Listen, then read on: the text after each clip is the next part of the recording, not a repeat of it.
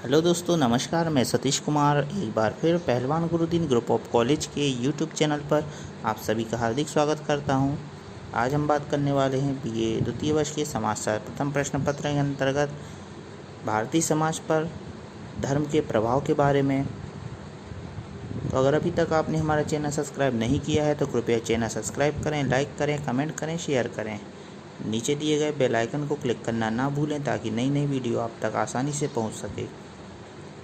आइए दोस्तों शुरू करते हैं। भारतीय जीवन धर्म पर आधारित है।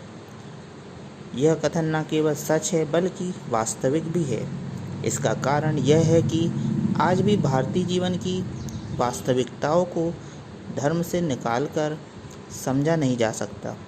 भारतीय जीवन है पर धर्म नहीं है। इस स्थिति की कल्पना अभी भी हम नहीं करते। यही कारण है कि भारतीय जीवन और धर्म इन दोनों को समग्र रूप से ही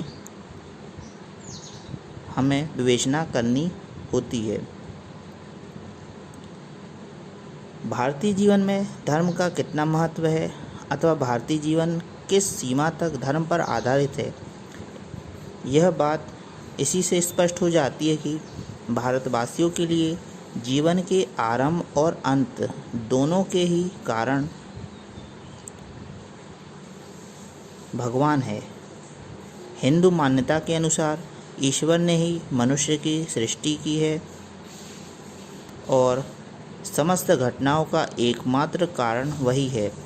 जैसे यदि गर्मी ना हो तो आग का अस्तित्व असंभव है, उसी प्रकार यदि धर्म ना हो तो भारतीय जीवन का अस्तित्व भी असंभव माना गया है।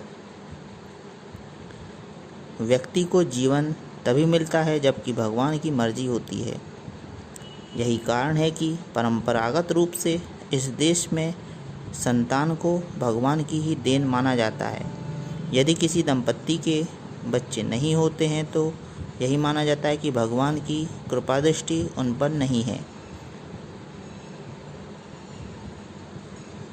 व्यक्ति का जीवन तभी मिलता है जब भगवान की मर्जी होती है। बच्चा ना होने पर भगवान के ही दरबार में मिन्नत की जाती है और मनोकामना पूरी हो जाने पर उसी भगवान को भेंट भी चढ़ाई जाती है। सामाजिक जीवन में भी धर्म का अत्यधिक महत्व है। यह तो बात हिंदुओं के विषय में विशेष रूप से कही जा सकती है।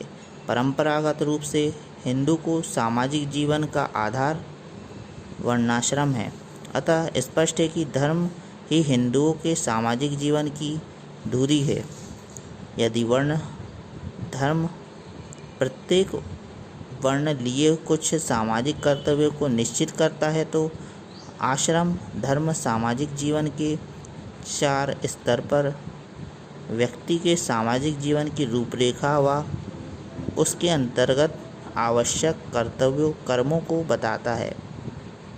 अतः धर्म को निकालकर सामाजिक जीवन की कल्पना नहीं की जा सकती। इस देश में गरीबों को दान दिया जाता है, अनाथों के लिए आश्रम बनाए जाते हैं, अतिथियों की सेवा की जाती है, ज़रूरतमंदों के लिए खैराती दवाखाने और अस्पताल खोले जाते हैं और इसी प्रकार के अन्य कितने ही सामाजिक कार्यों को किया जाता है। इन सब कार्यों का उद्देश्य दीन दुखियों के प्रति मानवोचित सहानुभूति प्रदर्शन मात्र नहीं अपितु पुण्य कमाना भी है। यह विश्वास किया जाता है कि इन कार्यों को करने पर पुण्य संचय होता है और पुण्य संचय से स्वर्ग की प्राप्ति संभव होती है। इस प्रकार इन सामाजिक नैतिक कार्यों का भी एक धार्मिक आधार इस देश में निश्चित रूप से देखने को मिलता है। आर्थिक जीवन पर भी धर्म का प्रभाव स्पष्ट देखने को मिलता है। मैक्स वेबर ने अपने अध्ययन द्वारा यह दर्शाने का प्रयत्न किया है कि भारत की प्रगति भौतिक या आर्थिक क्षेत्र में उतना उल्लेखनीय नहीं है जितना कि आध्यात्मिक क्षेत्र में है। इसका कारण यह है कि इस देश में धर्म का अत्यधिक महत्व है और उसी धर्म के अनुसार यह विश्वास किया जाता है कि भौतिक उन्नति मनुष्य को उसके परम उद्देश्य या लक्ष्य की प्राप्ति में मदद नहीं कर सकता। मोक्ष की प्राप्ति तो आध्यात्मिक उन्नति में ही संभव है और आध्यात्मिक उन्नति धर्म के आधार पर ही होती है। अतः कहा जा सकता है कि धार्मिक जीवन की प्रकृति के निर्धारण में धर्म ने इस देश में इतना अधिक योगदान किया है। इसके अतिरिक्त व्यावहारिक तौर पर भी भारतीय आर्थिक जीवन पर धर्म का प्रभाव स्पष्ट देखने को मिलता है। हिंदुओं में धन संपत्ति की एक अलग देवी लक्ष्मी जी है। धनी होना या निर्धन होना इसी देवी की कृपा पर निर्भर है। यदि यह देवी गुस्सा हो जाए तो करोड़पति भी एक दिन भिखारी बन सकता है। हिंदुओं का यह सब विश्वास आर्थिक जीवन में धर्म के महत्व को ही दर्शाता है। इस देश में कोई नया आर्थिक प्रतिष्ठान खोलने के पूर्व उस दुकान, मिल या फैक्ट्री में पूजा का आयोजन किया जाता है। हवन पाठ आदि किए जाते हैं और गणेश लक्ष्मी की प्रतिमाओं को प्रतिष्ठित किया जाता है। प्रत्येक वर्ष दीपावली या दशहरे या अन्य किसी धार्मिक पर्व के समय बही खाता बदला जाता है। नए बही खातों का पूजन होता है। पठन पाठ आदि कराए जाते हैं। दीपावली की रात को हर दुकान आदि में गणेश लक्ष्मी जी को पूजा जाता है। कारखानों में कारीगर लोग अपने औजारों को विश्वकर्मा पूजा के साथ पूजते हैं।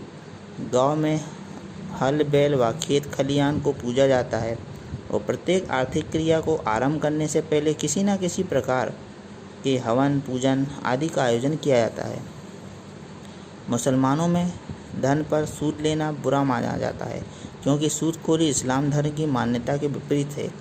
इन सब बातों से ही यही प्रमाणित होता है कि भारत का संपूर्ण आर्थिक क्रियाकलाप धर्म व धार्मिक विचारों से अत्यधिक प्रभावित है। भारत के शैक्षिक जीवन पर भी धर्म का प्रभाव स्पष्ट रूप से देखने को मिलता है। बालक के जीवन में विद्या का प्रारंभ ही धार्मिक मान्यताओं के अनुसार होता है। हिंदुओं में बच्चा तभी शिक्षा प्राप्त करता है जबकि पट्टी संस्कार कर दिया जाता है। इस अवसर पर विद्या की अधिष्ठात्री देवी सरस्वती की पूजा भी की जाती है अथवा केवल सामान्य रूप से पट्टी को पूजा जाता है और बच्चे का हाथ पकड़कर पट्टी पर ओम शब्द और सरस्वती माता सदा सहाय आदि कथनों को लिखा जाता है। संक्षेप में धर्म को साक्षी रखकर ही शैक्षिक जीवन का श्री गणेश किया जाता है। मुसलमानों में भी पट्टी पूजन संस्कार मिलता जुलता एक संस्कार किया जाता है। बच्चे के शैक्षिक जीवन आरंभ करने के दिन मुल्लाजी को बुलाया जाता है और वह बच्चे का हाथ पकड़कर पट्टी पर खुदा का नाम लिखाने से पूर्व बिस्मिल्लाह शब्द का उच्चारण कराते हैं। पहले ज़माने में हिंदुओं में ब्रह्मचर्य का प्रचलन था। इस आश्रम में बच्चों को अपने जीवन का प्रथम 25 वर्ष बिताना होता था। इस दौरान पूजा पाठ करना, भगवान का भजन करना, गुरु की सेवा करना, धार्मिक ग्रंथों का अध्ययन करना तथा इस आश्रम से संबंधित अन्य धर्मों का पालन बच्चे के लिए आवश्यक होता था।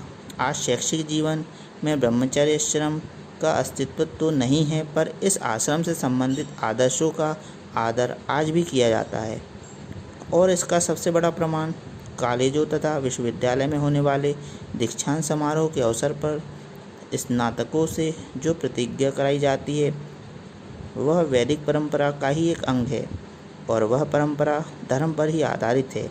इसी आधार पर आज यह भी विश्वास किया जाता है कि वर्तमान समय में विद्यार्थियों में जो बढ़ती हुई अनुशासनहीनता देखने को मिलती है उसका एक कारण वर्तमान शिक्षा का धर्म से दूर हट जाना है। अतः आज फिर से धार्मिक शिक्षा दिए जाने पर बल दिया जा रहा है। कुछ भी हो, भारतीय शैक्षिक जीवन पर धर्म के प्रभाव को अस्वीकार नहीं किया जा सकता। जीवन को पवित्र और परिशुद्ध करने के लिए कुछ संस्कारों को करना भारतीय परंपरा का एक आवश्यक अंग माना गया है और ये सभी संस्कार धर्म पर आधारित होते हैं, धार्मिक मान्यताओं के अनुसार ही किए जाते हैं।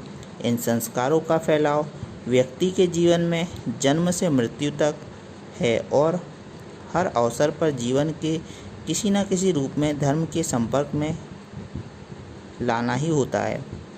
उदाहरण के लिए हिंदुओं में बच्चे को जन्म देने के बाद माँ और संतान दोनों ही तब तक अपवित्र माने जाते हैं जब तक न जन्म के 10वें दिन या दष्टोन या नामकरण संस्कार न हो जाए। इस अवसर पर पूजा पाठ, हवन आदि होते हैं और परिवार में एक धार्मिक वातावरण हो जाता है। पर्व और त्यौहार का भी भारतीय जीवन पर बहुत अधिक महत्व है। कुछ विद्वान तो भारत को केवल धर्म का ही नहीं अपितु व्रतों और त्योहारों का भी देश कहते हैं। इस देश के किसी भी पर्व, उत्सव, त्यौहार को ले लीजिए तो आप यही पाएंगे कि उनका कोई धार्मिक आधार अवश्य ही है। उदाहरण के लिए रामनवमी, राम की पूजा और रामायण पाठ, गंगा दशहरा में गंगा जी की पूजा और गंगा स्नान, नागपंचमी के पर्व पर नाग देवता का पूजन, कृष्णाष्टमी में श्री कृष्ण जी का जन्मोत्सव पूजा आदि, दशहरा के महापर्व पर महाशक्ति माँ दुर्गा का पूजन, यज्ञ आदि, दीपावली के पर्व पर श्री गणेश लक्ष्मी जी का पूजन, शिवरात्रि जी के समय शिव जी का पूजा व रात्रि जागरण, होली के आनंदमय पर्व पर होली का पूजन, तीज के व्रत पर सौभाग्यवती स्त्रियों द्वारा शिव पार्वती का पूजन, करवा चौथ के महत्वपूर्ण व्रत के समय सौभाग्यवती स्त्रियों द्वारा चंद्रमा का पूजन। ये सभी बात यही प्रमाण है कि भारत में व्रत, पर्व और त्यौहार पर भी धर्म का कितना गहरा प्रभाव पड़ा है। यह बात केवल हिंदुओं पर ही लागू नहीं होती अपितु अन्य अल्पसंख्यक लोगों पर भी समान रूप से लागू होती है। जैसे मुसलमानों में प्रमुख त्यौहार, चाहे वह शब-ए रात हो अथवा ईद उल फितर अथवा ईद उल जुहा के अवसर पर नमाज अदा करना, इन त्योहारों का एक आवश्यक अंग माना गया है। सिख लोग भी अपने प्रमुख त्योहारों पर गुरुद्वारा में माथा टेकने जाते हैं। उसी प्रकार ईसाई लोग भी अपने त्योहारों के दिन चर्च में प्रार्थना करने जरूर जाते हैं। तो देखा दोस्तों, आज हमने चर्चा की भारत पर धर्म के प्रभाव के बारे में, भारतीय समाज पर धर्म के प्रभाव के बारे में। आपको वीडियो कैसा लगा कमेंट बॉक्स में अवश्य लिखें। नए वीडियो के साथ मैं आपके समक्ष पुनः उपस्थित होऊंगा। तब तक के लिए नमस्कार, धन्यवाद।